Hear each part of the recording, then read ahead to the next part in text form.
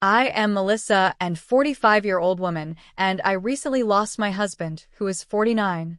We spent 22 years together and got married twice, first 14 years ago, and then again 7 years ago. We started our life together again, but a few weeks ago, we found out he had cancer. Soon after, he passed away. At first I was in shock and it hurt a lot, but now I am slowly accepting it. With time, I have begun to find peace, holding on to our memories while looking forward to my own future. I still miss him deeply every day, and it hurts knowing I can't be with him anymore. I don't know if I will ever love someone as much as I loved him, but I am a bit comforted knowing he is resting peacefully.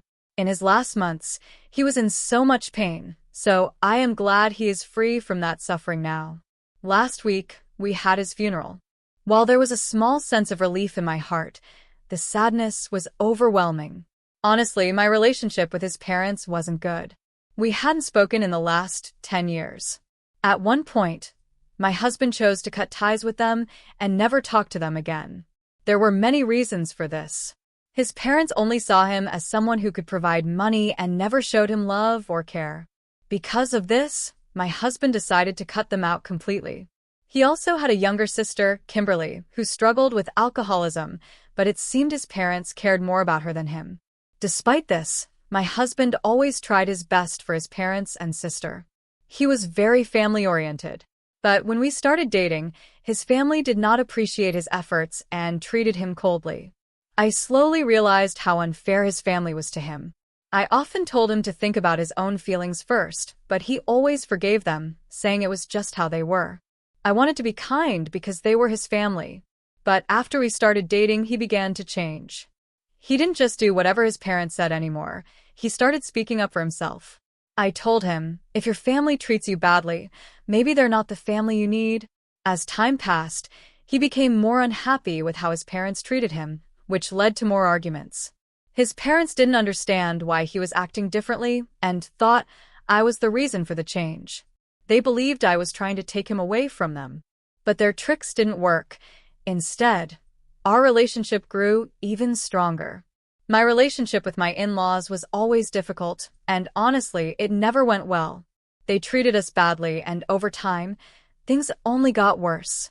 So I was really surprised when Kimberly and his parents showed up at the funeral. The last time we saw them, we had a huge fight and stopped talking. After that, we barely had any contact, and our relationship remained cold. Even after we got married, things with his family didn't improve. We naturally kept our distance. But one year, they invited us to a Christmas dinner, and we decided to go just to be polite. Looking back, that was a big mistake. That dinner made things even worse. From the moment we arrived, they kept criticizing my husband's new business, assuming it would fail. That was all they talked about the entire time. After the dinner, we asked them why they were being so negative about his business. They said they were just trying to make him face reality. Then they warned him, "You shouldn't end up like your sister." The truth was, Kimberly had tried a similar business after my husband announced his plans. But while my husband did research and made a solid plan, Kimberly didn't put in any effort. She just expected him to help her. That conversation turned into a huge argument. We left and decided never to contact them again. After that, 10 years passed, and they never once reached out. Even when my husband got sick, they knew but never called or visited. Yet I was shocked when they suddenly showed up at his funeral. Seeing them after all those years brought up so many emotions. During the funeral, I kept my eye on them, but they didn't do anything strange. Still, I couldn't help but wonder why they had come to the funeral. After it ended, they approached me, but I had no interest in hearing what they had to say. I thanked them politely for their condolences, but made it clear that I didn't want any further contact with them, and asked them to leave. Even when my husband was alive, I had no desire to be close to them, and now that he was gone, there was even less reason to stay in touch. At that moment, they dropped the act and said they had something to talk about. I told them to wait until everyone else had left because I was curious about what they wanted. After the guests were gone, I stepped outside the venue to listen. Kimberly had already left, so it was just me and my in-laws. They told me they had thought about visiting my husband in the hospital, but decided not to because his condition had gotten worse. They claimed they didn't want to burden him further. To me, that was a weak excuse. He was dying and they still hadn't bothered to come. But I expected nothing from them, so I told them to skip the excuses and get to the point. After such a long, exhausting day, I didn't have the patience for meaningless conversation. My direct attitude seemed to catch them off guard, but I felt my reaction was completely natural. I assumed they had come to properly say goodbye to their son. However, I also suspected they were interested in his inheritance. It was already decided that I would handle all of my husband's affairs. This had been his wish, and I had supported him through everything. The legal paperwork had been completed as soon as we learned about his illness. When they finally brought up the topic, I told them straight up that they had no rights to anything. Everything had been settled from the beginning. Then, I quickly realized their real goal. They wanted Kimberly to be involved in my husband's business. But I had no intention of allowing that. After a brief silence, they asked if they couldn't take over the business. Could they at least get some of his property? They specifically wanted our house. My husband and I had put so much time and effort into designing it, yet they acted as if it should belong to them. Since they didn't own any real estate, they thought they could just take ours. They argued that the house was too big for me to live in alone and said they planned to move in while renting out their own home to make extra money. Hearing their request, I was completely shocked. After ignoring us for 10 years, suddenly showing up at the funeral, and then asking for the house we built, it was beyond unacceptable. I felt furious and shouted at them to leave. I couldn't even stand to look at them. I already had so much anger towards them, and I was sure they felt the same about me. I had yelled at them twice before, so when I raised my voice again, they immediately snapped back, saying, "We just want to have a calm discussion." I answered coldly, which they didn't like. They told me, "You should show more respect to your elders." But I quickly responded by pointing out that they had no respect for their own son. I accused them of acting like vultures, showing up right after his burial just to fight over his belongings. They were upset that I refused their so-called polite request and then threatened to sue for my husband's estate. For the record, my husband had a will, and it clearly stated that everything would go to me. There was no reason for them to think they had any claim. I couldn't understand why they would even make such threats. When they brought up going to court, I knew it was pointless. My husband had told me himself that they wouldn't win even if they tried. They blamed me for keeping him away from them for 10 years, saying I had manipulated him and turned him against them. But I refused to accept that. I told them to leave, and once they finally did, I drove home, still filled with anger. I was so upset that I couldn't think straight. That's when I completely forgot about the video my husband had asked me to show them if they ever came to the funeral. I didn't remember it until I got home. A month before he passed away, we had prepared and recorded a video together. I knew it would be painful for them to watch, but it was something he wanted them to see. After resting for a few days, I decided I needed to confront them. I wanted to tell them the truth, that their son had distanced himself from them not because of me, but because of how they treated him. A few days after the funeral, I made up my mind to contact them. But since neither of us was willing to reach out first, I decided to drive straight to their house and show them the video in person. When they saw me at their door, they were completely shocked. I stayed calm as I spoke, telling them that my husband had left something for them, and I had come to show it. I could tell they wanted to shut the door in my face, but at the same time, they were curious about what I had to say. Their curiosity won, so they let me in, and we sat in the living room to watch the video together. My husband must have known his parents would cause me trouble after his death. That's why he made sure all legal matters were taken care of. In the video, he spoke openly about how badly they had treated him. He talked about how they always favored Kimberly, putting her first while making him feel like he was second best. He also mentioned how terribly they treated him in high school and how they refused to pay for his college education, choosing instead to spend their money partying. But whenever Kimberly wanted something, they never hesitated to spend thousands on her. When he got his first job, they constantly compared him to Kimberly. At one point, she was earning slightly more and they used that to belittle him. But what hurt him the most was how they dismissed his business plans, never believing in him. They never admitted their mistakes, and when he was diagnosed with cancer, they completely avoided talking to him. Now, they had no right to complain to me. In the video, my husband made it clear that leaving them nothing was the most fitting choice. He told them not to show up in my life again, saying that since they had been absent for most of his life, his death shouldn't matter much to them either. He also said that, to him, his real family was not them, it was me. His words warmed my heart, and tears fell from my eyes without me realizing it. By the time the video ended, his parents were completely speechless. I stood up calmly and said, "Even if you try to sue me, I will use this video as proof that my husband cut ties with you and left you nothing. You treated him terribly for years, and you have no one to blame but yourselves." I hoped they would understand that this had nothing to do with me influencing or manipulating my husband. But instead of accepting the truth, they blamed me. They accused me of being cruel for showing them the video while they were grieving. They even went as far as claiming I had used an editing app to change my husband's face in the video. They kept coming up with strange theories to avoid facing their own guilt. When I told them I didn't have to prove anything to them, they called me selfish and said I didn't deserve what my husband had left me. It was clear they were confused and didn't know what else to say. Since then, I've wondered if it was the right decision to show them the video. Even though they treated my husband poorly, they were still his family. A part of me regrets it. It's been a week since I went to their house, and they haven't contacted me. The day I left, they were furious, accusing me of trying to hurt them on purpose. They also threatened to either drop the lawsuit or take legal action to contest the will. If they choose to go that route, they are free to do so, but it will be a waste of their time and money because they won't win anything. If they want to ignore the truth and go to court, I won't stop them. Since then, I've been busy every day and haven't had much time to think about it. Right now, my focus is on work. I need to deal with real-life responsibilities and plan for the future instead of dwelling on grief. I'm very lucky to have supportive parents.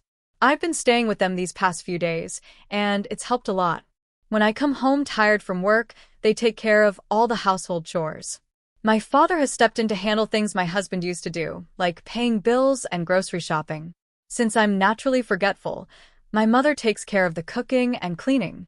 We used to have a housekeeper, but she had to leave for personal reasons. I told my parents about it a few days ago, and the very next day, they arrived at my house with their bags, ready to help. I feel truly grateful for their kindness and love. On the other hand, my in-laws have officially decided to contest my husband's will. My husband's lawyer informed me about it. However, I'm not too worried. Even if they lose, it won't have a major impact on my life. I was surprised when my in-laws sent me an email saying that the way I drove them away was wrong. They claimed that the video didn't stop them from trying to get what they wanted. To them, everything my husband built should automatically belong to them because he was their blood relative before he was my husband. They believe they have a stronger right to his estate than I do. Not only do they feel entitled to his property, but they also think they should have a share in his business. However, the court makes decisions based on law, not emotions, so their sense of entitlement won't help them win the case. Thinking their email might be useful evidence, I forwarded it to my lawyer. I'm still living with my parents, and their support has been a huge help.